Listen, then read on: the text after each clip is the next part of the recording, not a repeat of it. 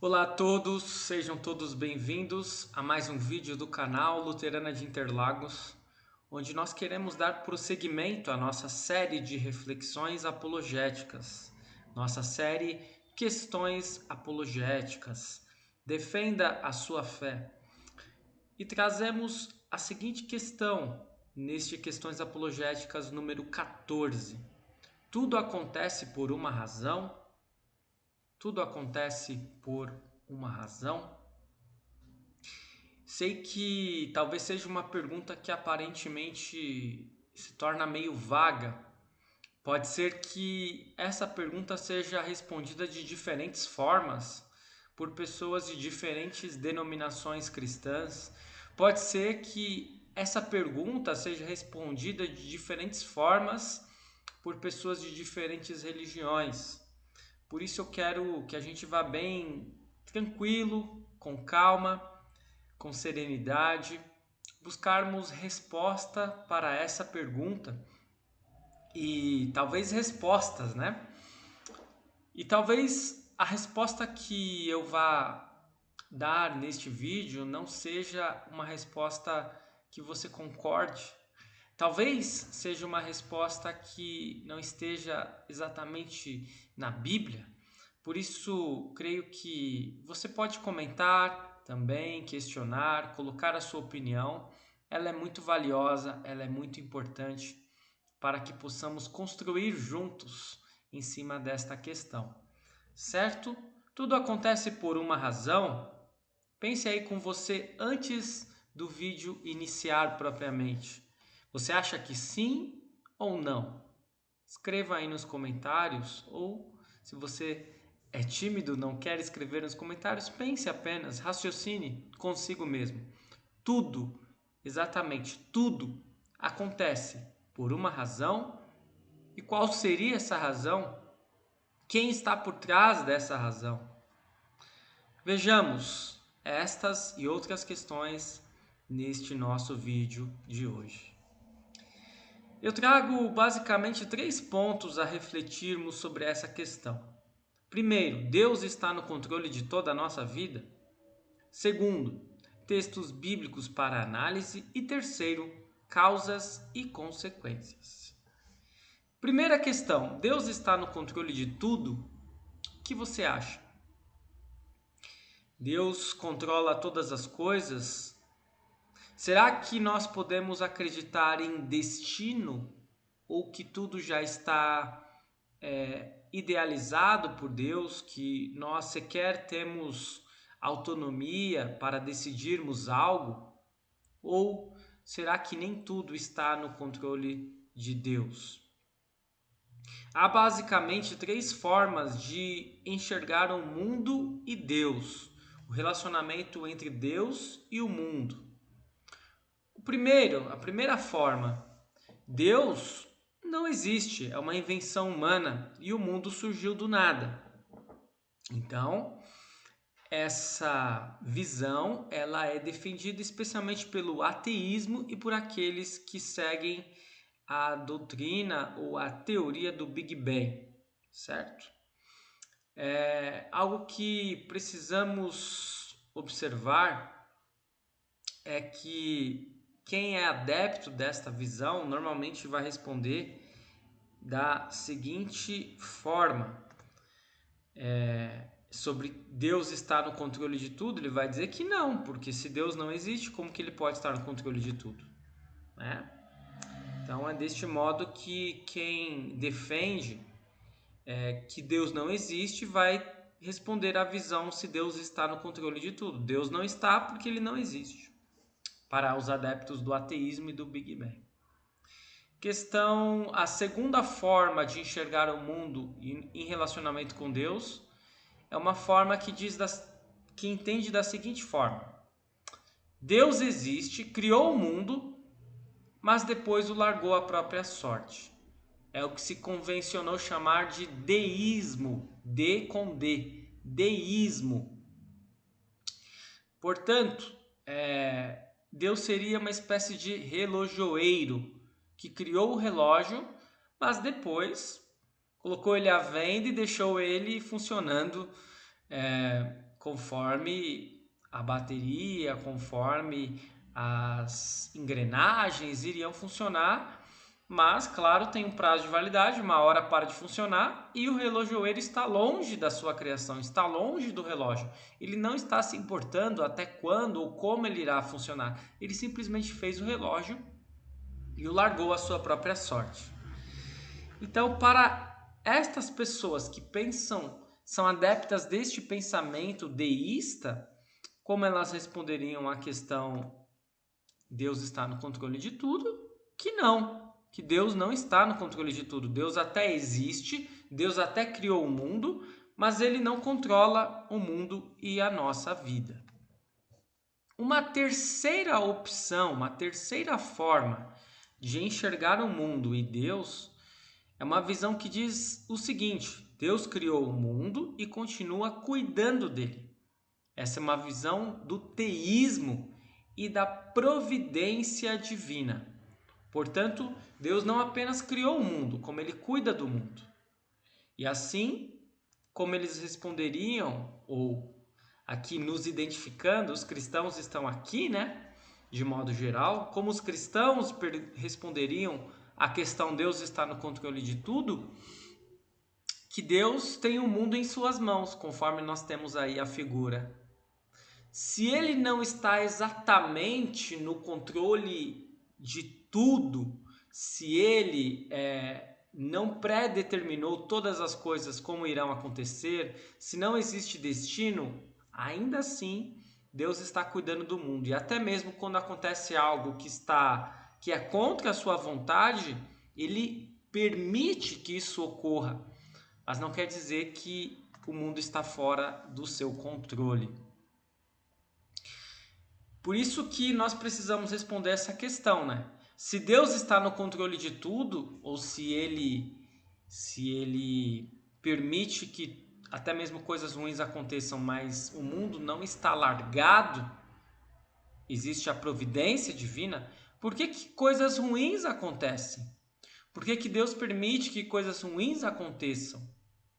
Essa é uma questão muito difícil de ser respondida e que muitas pessoas e até mesmo cristãos vão realizar, vão fazer, vão questionar. Será que Deus está de fato no controle de tudo? Porque se ele estivesse de fato no controle de tudo, coisas ruins não deveriam acontecer.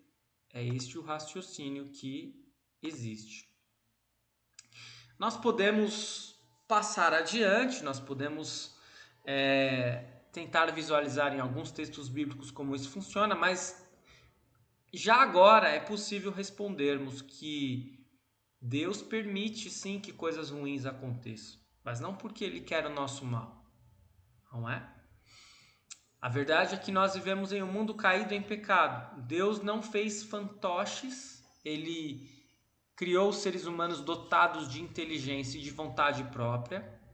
E por isso que, na maioria das vezes, as coisas ruins que acontecem em nosso mundo estão relacionadas às ações humanas. E em 100% das vezes, as coisas ruins que acontecem em nosso mundo estão relacionadas ao pecado, de uma forma direta ou de uma forma indireta. O que seria uma forma direta? Um assassino chega e mata uma pessoa. O mal está criado. Deus queria que isso acontecesse? Não. Mas aconteceu. Deus permitiu que acontecesse? Sim. Com qual propósito? A verdade é que Deus jamais tem um propósito de que coisas ruins aconteçam.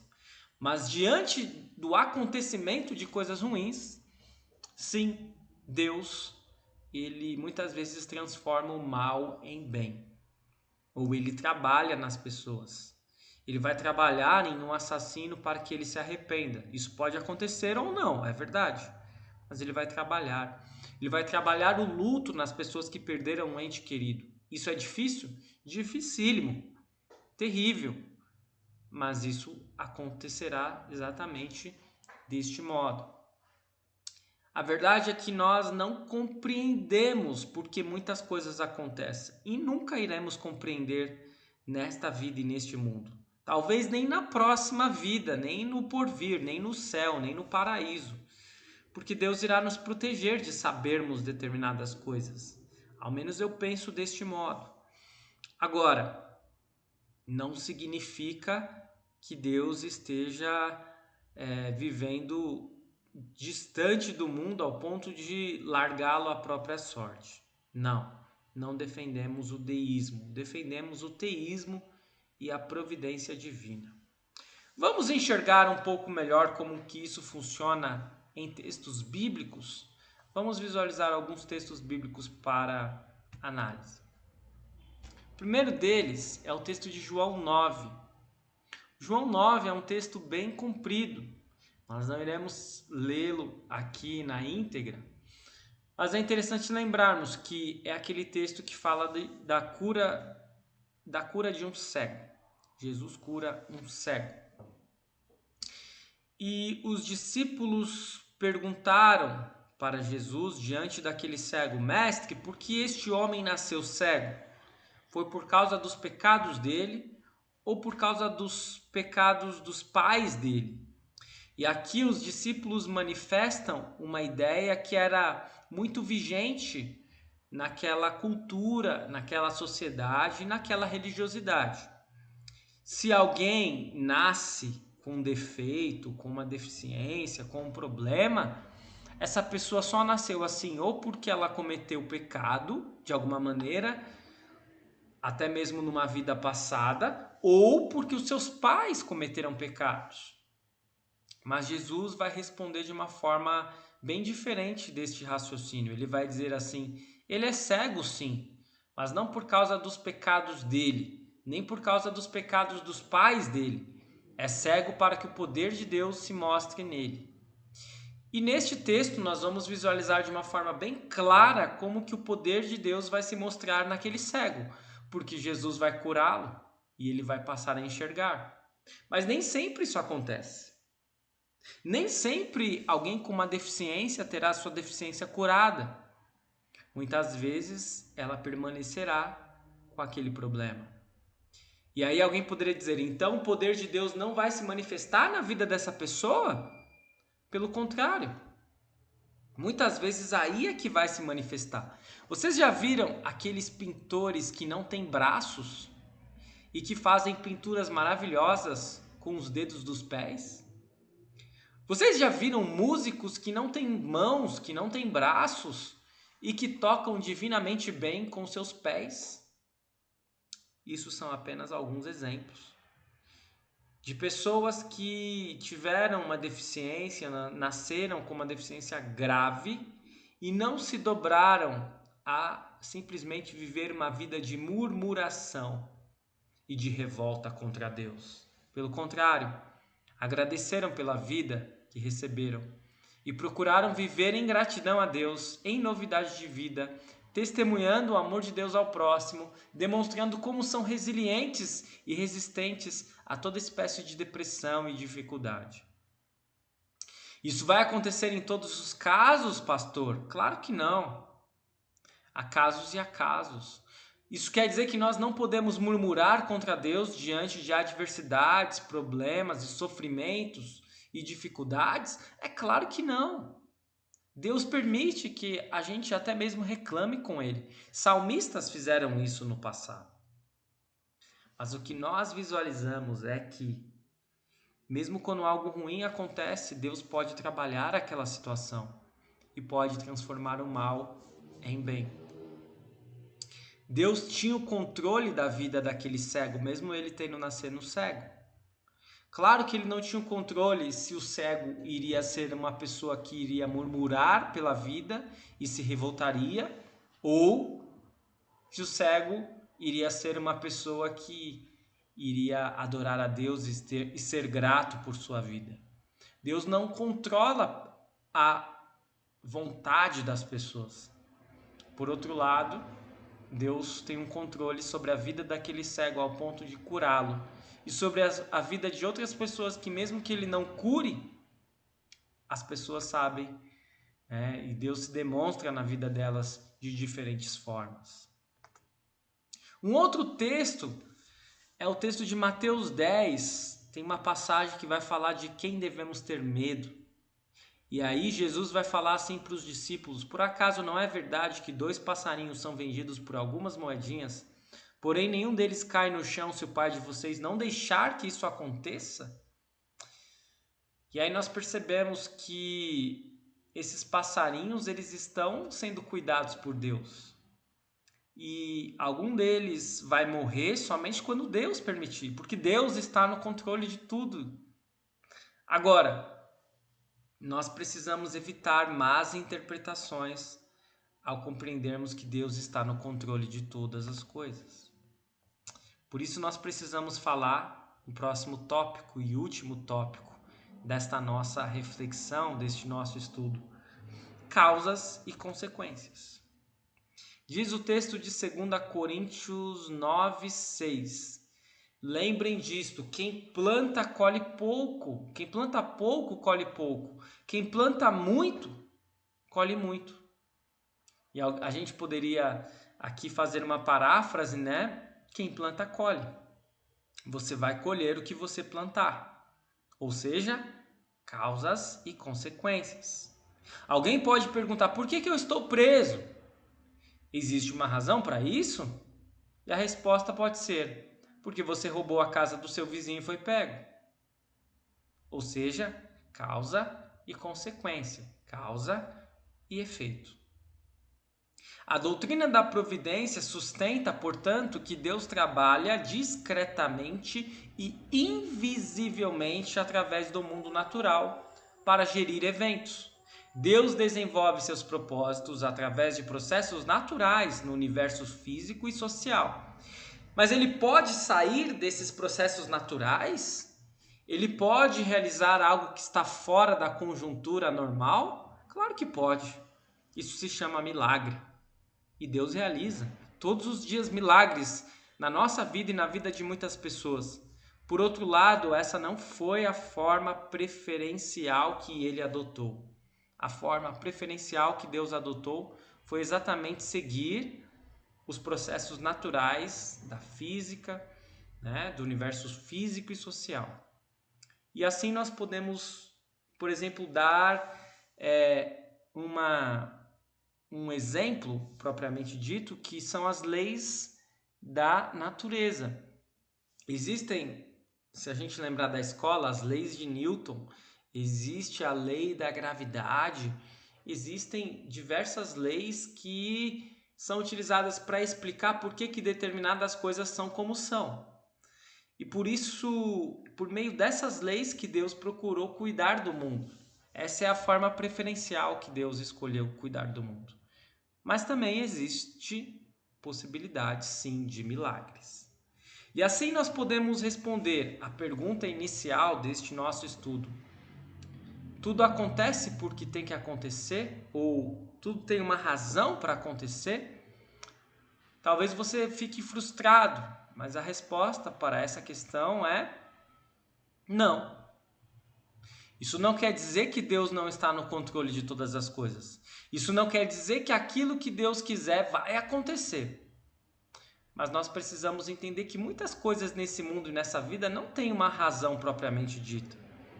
Mas mesmo quando ocorrem coisas que não existe explicação, não existe uma razão, Deus pode trabalhar em cima daquilo para a nossa vida, para a nossa caminhada cristã, para a nossa caminhada de fé.